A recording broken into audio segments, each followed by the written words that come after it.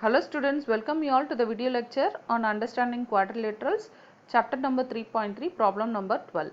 So here they have given that find the measure of angle P and angle S if SP is parallel to RQ in the given figure. So they have given that two parallel lines, right? SP and RQ. Okay, so these two things are parallel lines. Okay.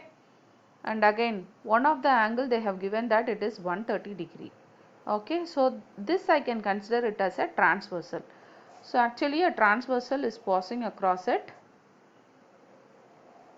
Okay, so this is nothing but transversal. So two parallel lines are there, across that a transversal is passing, which is making the angle 130 degree at Q. Okay, so we can find out easily what is P. Okay, similarly across the two parallel lines another transversal, okay, another transversal is crossing. Okay, and then they have given that it is right angle. Okay, this is right angle. This transversal is forming a right angle which is nothing but 90 degree. Okay, so we have two transversal. This I can take as transversal 1, this I can take as transversal 2. Okay, so two parallel lines are there. One transversal line is forming a angle 130 degree at a Q. Okay, we need to find out P. Another transversal line forming an angle 90 degree at R. We need to find out the angle at S. Okay, this is the question. Okay, and then so we know the property that sum of interior angles on the same side of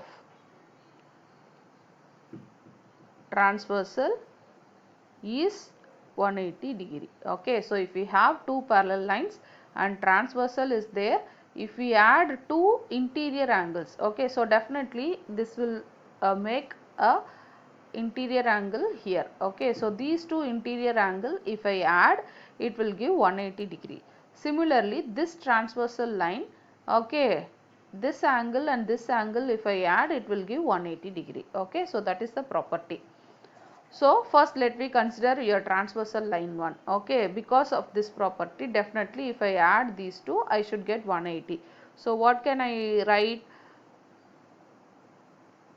So angle P plus angle Q equal to 180 degree. Okay, similarly this also angle S plus angle R equal to 180 degree.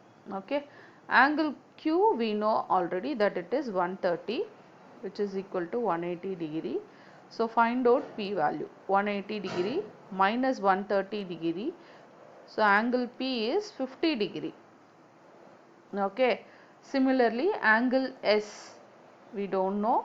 Angle R is right angle at nothing but 90 degree, which is equal to 180 degree. Angle S is 180 minus 90, which is nothing but 90 degree. So angle S is nothing but 90 degree.